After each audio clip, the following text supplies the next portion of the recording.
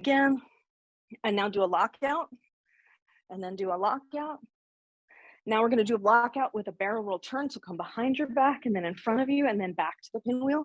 So you lock out, turn 180, lock out behind, turn 180, and you're back to the front. Do I need to break that one down more? Do you know that one?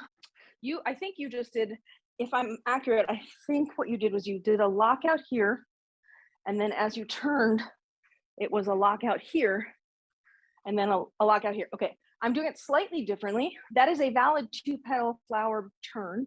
It is not quite the same as the barrel turn. The idea with the barrel turn is there's a barrel here, and you are rotating your body over the barrel and keeping the poi behind you on this part of the turn instead of going in front of you. So it's behind, front to back. Which, if I faced you, what you would notice is my body never blocks the poi. Versus the version you did where you went like this, and you moved it to this side of your body and then to here. So just a distinction.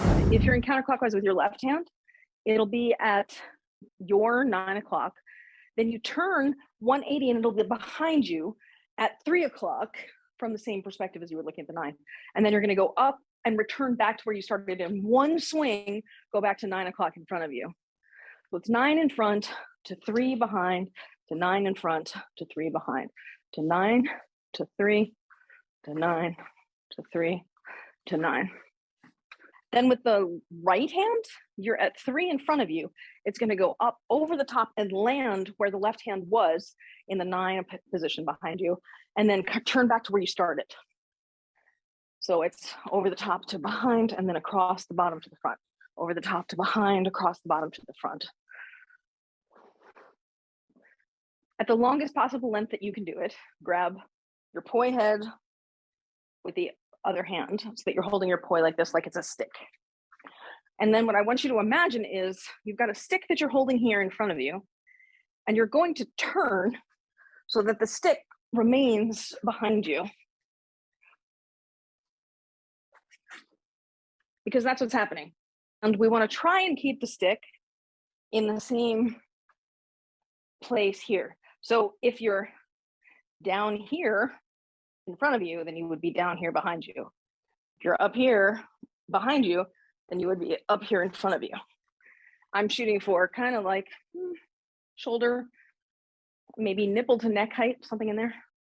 If you have a loop, you can take your one, stick it through the other,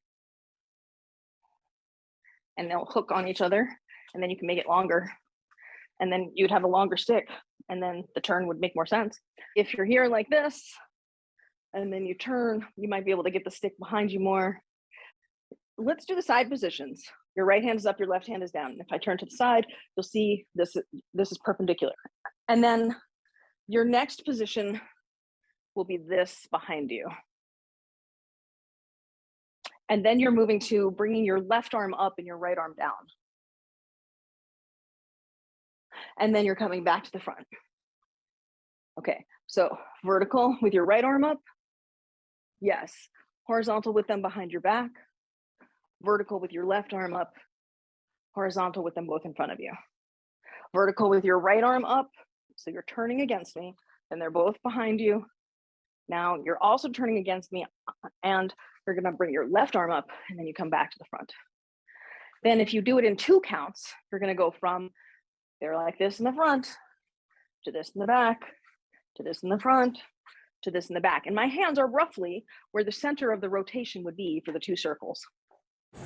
You could just do the London Bridge drills where you are, okay, the purpose of the London Bridge, which is modeled after, the children games like this, is you have the poi remains where it is, and you learn to rotate yourself while you keep the poi there. That looks very, very simple. In reality, I don't think it necessarily is. Now, it's one thing to go with it in the in-spin, which is what we're doing. It's another thing completely to go in the anti-spin. And that's where you got confused a minute ago because you tried to turn the anti-spin.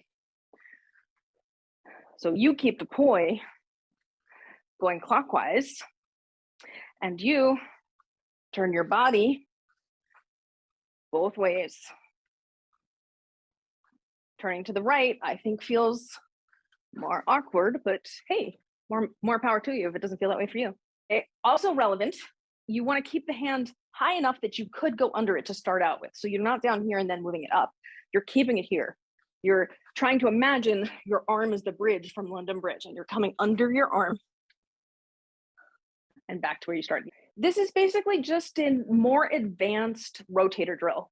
Remember way back in the beginning when you started with me, I had you do this drill where you move the poi around you without moving your body, and then you hold the poi where it is and you move yourself.